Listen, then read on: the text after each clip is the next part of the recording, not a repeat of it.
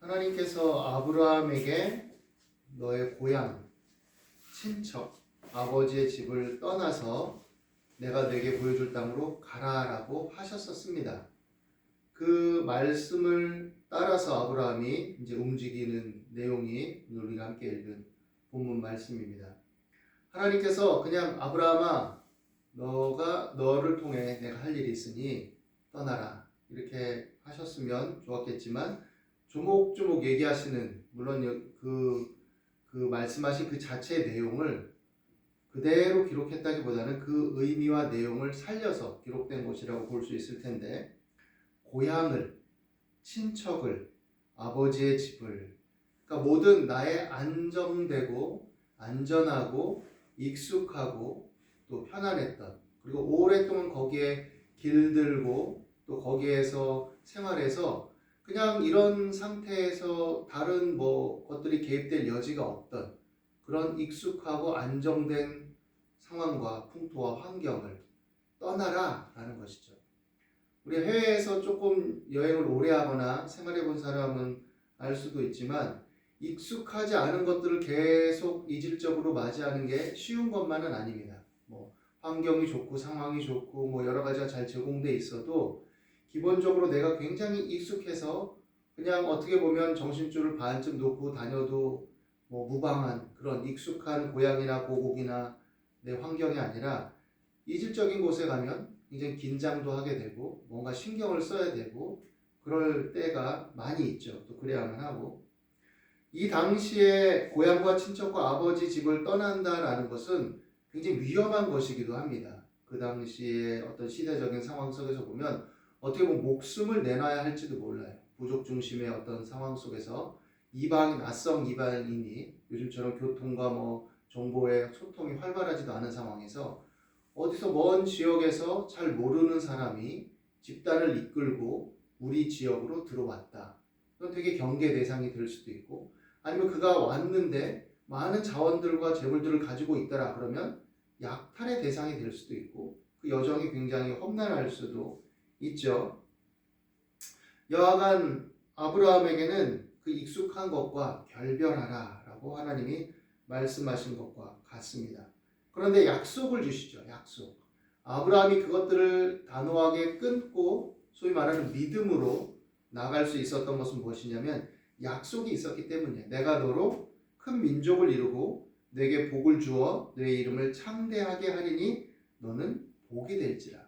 너 자체가 복이 될 거야. 너를 축복하는 자에게는 내가 복을 내리고 너를 저주하는 자에게는 내가 저주하리니 땅의 모든 족속이 너로 말미암아 복을 얻을 것이다. 이렇게 얘기하셨습니다. 그러니까 하나님께서 네가 나고 내가 너야 이 얘기죠. 너를 축복하는 것은 나를 축복하는 것과 같고 너를 저주하는 것은 나를 저주하는 것과 같아. 그리고 땅의 모든 족속이 너로 인해서, 너를 통해서 복을 받을 거야. 이건 아브라함이 어떻게 보면 개인적인 어떤 자기 족속에 속한 것으로만 사실 처음엔 여겼을지도 모릅니다. 그냥 내가 크고 장대하게 돼서 내가 그만큼 복 있는 사람이 되겠구나, 우리 집안이 복 있는 족속이 되겠구나, 이 정도 생각에서 멈췄을지 모르지만 하나님의 비전은 그것을 뛰어넘었죠. 사실은 아브라함에게 복을 주시는 궁극적인 이유는 아브라함을 통해서 하실 일을 계획하고 계셨기 때문이다라고 볼 수가 있습니다. 아브라함이 하나님의 약속, 하나님의 뜻, 하나님의 명령을 따라서 결단을 하고 나아갔습니다.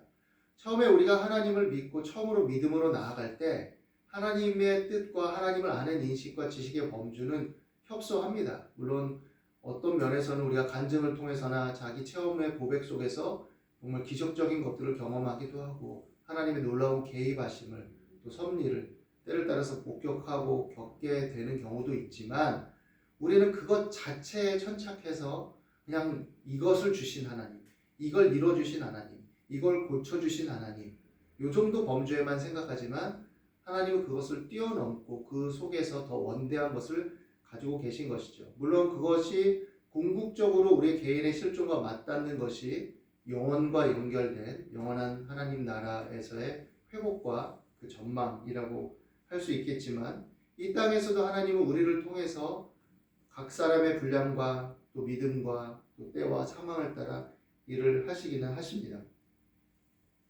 예전에 일본에 어떤 알려지지 않은 무명의 선교사가 있었습니다. 무명의 선교사, 목사.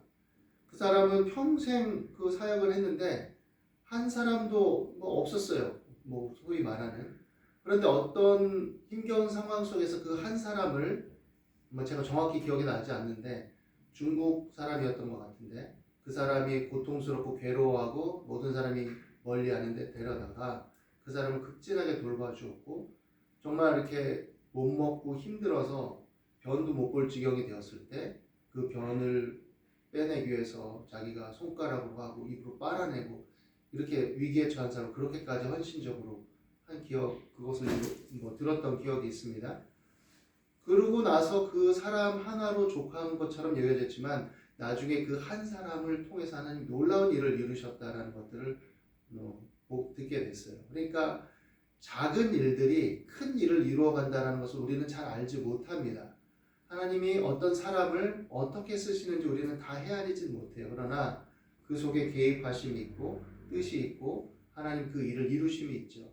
그러니까 각자의 어떤 본분과 사명 속에서 또 삶의 정황 속에서 그 믿음의 자리를 지켜나간다는 것, 그것은 중요한 것이고 그것을 인해서 우리가 살아갈 때 또한 일반적인 생활과 삶 속에서 그 자태를, 그 태도를 잃지 않는 것이 굉장히 중요하다라고 할 수 있을 것입니다. 이와 같은 아브라함은 개인에게 속한 어떤 복의 일종으로 여기고 출발했지만 우리가 이미 알고 있듯이 그것은 하나님의 큰 비전과 뜻과 계획 안에 있었다라는 것을 우리는 이제 전망하고 있고 알고 있습니다. 아브라함이 이렇게 떠났을 때 그 익숙함에서 또한 탈피하고 익숙한 것들을 단절하고 익숙한 것과 결별한다는 것을 우리가 좀 적용해 볼 수가 있어요. 사람이 성장하고 발전하는 데 있어서는 때로는 자기 성격적 패턴을 돌아보고 그 익숙함에서 결별해야 될 때가 있습니다. 사람의 성격이라는 것은 다양한 양상 속에서 형성이 되는데 기본적으로는 타고난 기질이 있죠.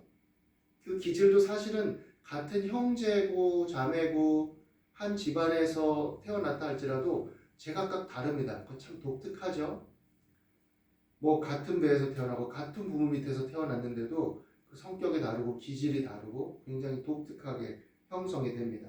그 메커니즘을 우리가 다 이해할 수는 없어요.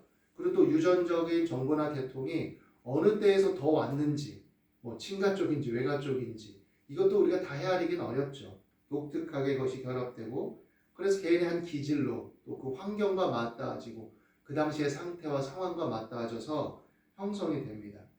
그리고 그러면서 자라면서 주고받는 말, 대화, 상황, 환경, 문화 또 접하는 친구들, 접하는 매체들 다양한 것들을 통해서 영향을 받아가죠.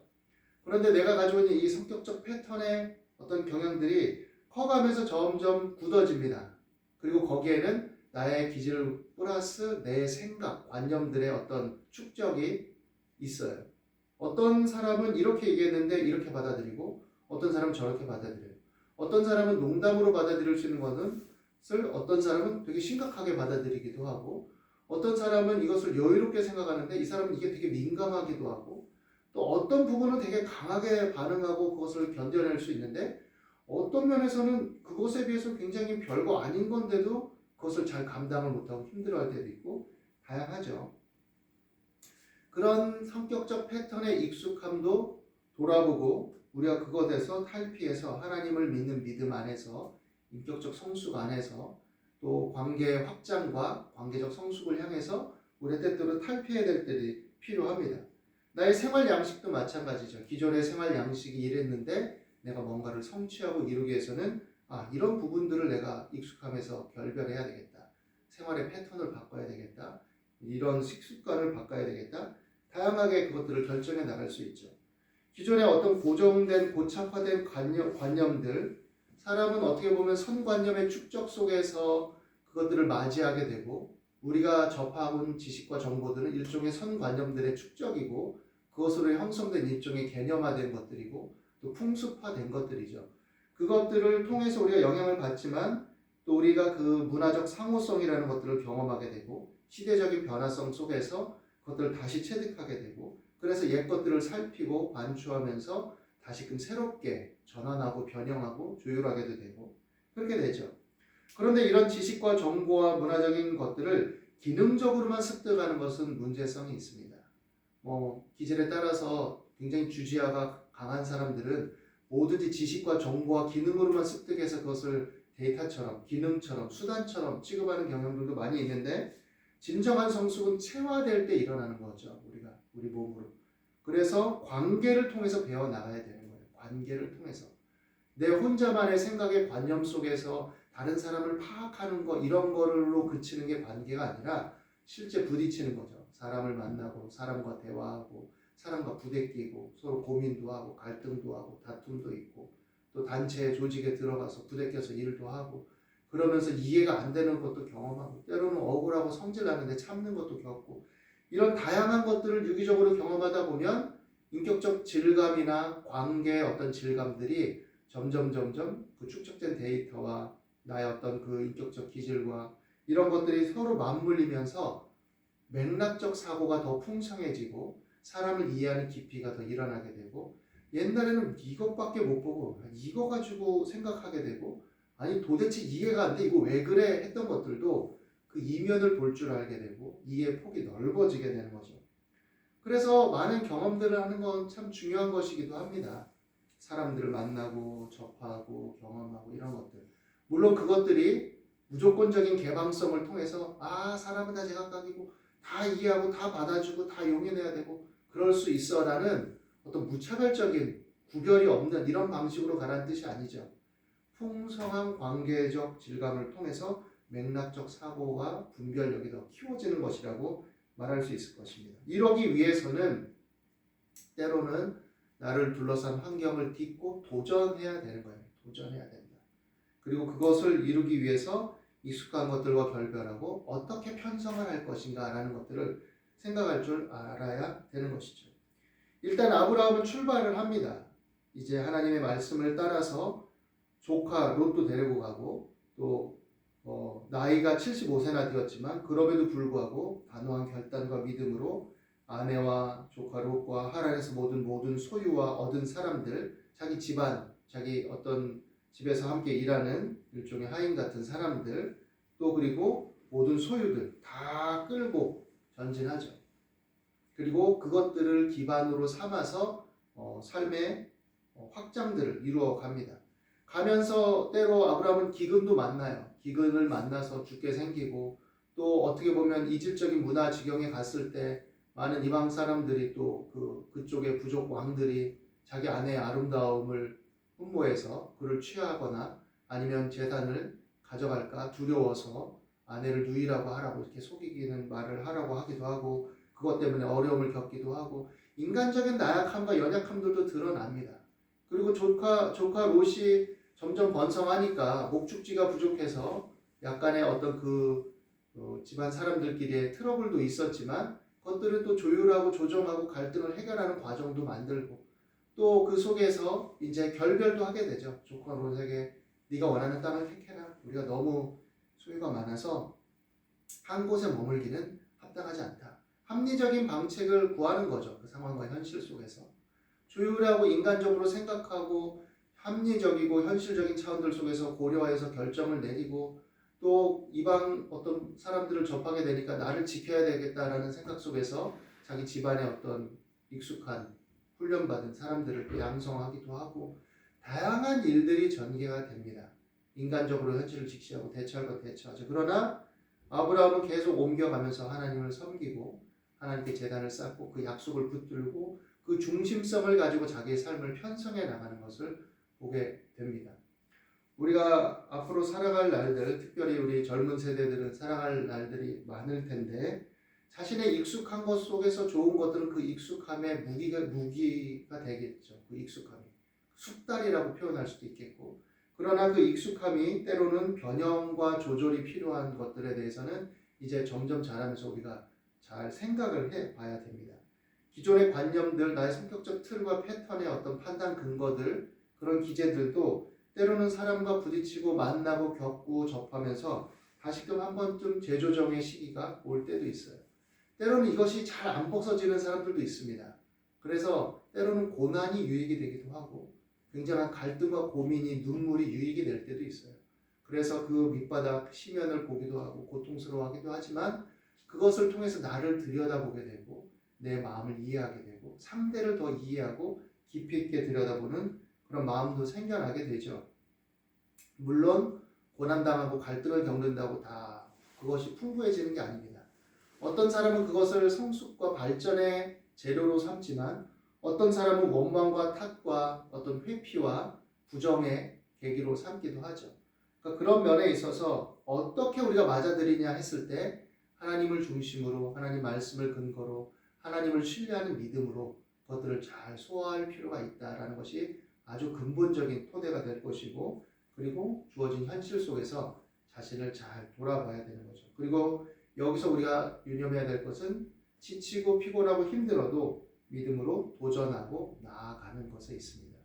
나아갈 때 그 환경적, 상황적, 현실적 조우를 통해서 거기에 대한 작용과 반작용을 통해서 그 관계 맺음과 그 맥락 속의 사고와 판단과 대처를 통해서 우리는 점점 도약하고 발전하고 성숙하고 전진해 나가는 것이죠.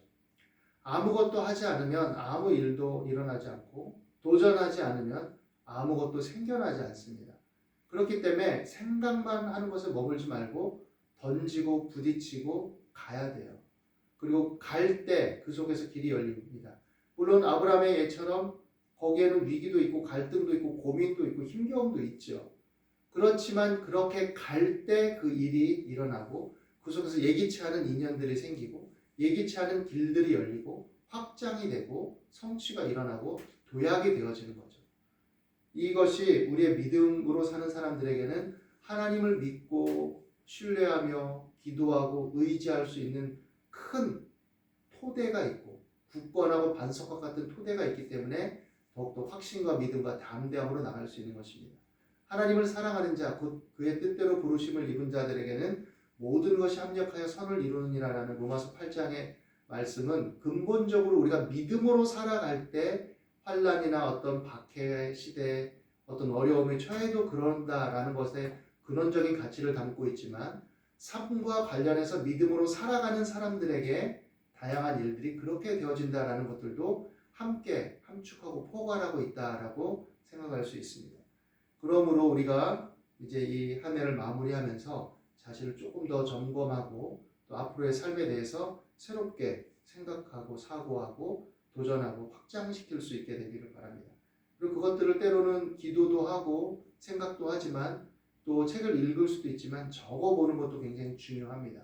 사람이 글쓰기를 할 때 내가 몰랐던 내 심연의 생각들이 튀어나오고 내 사고의 조합들이 더욱더 정교해진다는 것은 이미 밝혀진 바예요. 그래서 뭐 그런 연구나 책들도 많이 나와 있죠. 여러분들이 삶을 살아감에 있어서 지나간 시간들을 잘 반추해서 다지고 현재 속에서 내가 어떻게 나갈지를 좀 더 생각하고 나의 어떤 익숙한 여러 요소들을 어떻게 가져가고 어떻게 변형하고 조절하고 변화시킬 것인지도 생각하고 또 과감하게 도전하고 딛고 전진할 수 있는 그런 삶이 되시기를 바랍니다. 그런 의미에서 남은 이 새해를 한 해를 잘 마무리하고 또 다음 새해를 잘 맞이하고 그 안에서 믿음의 도약을 할 수 있게 되기를 예수님의 이름으로 축원합니다. 기도하겠습니다. 아무것도 염려하지 말고 오직 모든 일에 기도와 간구로 너희 구할 것을 감사함으로 하나님께 아뢰라. 그리하면 모든 지각에 뛰어난 하나님의 평강이 그리스도 예수 안에서 너희 마음과 생각을 지키리라 하신 말씀을 믿습니다.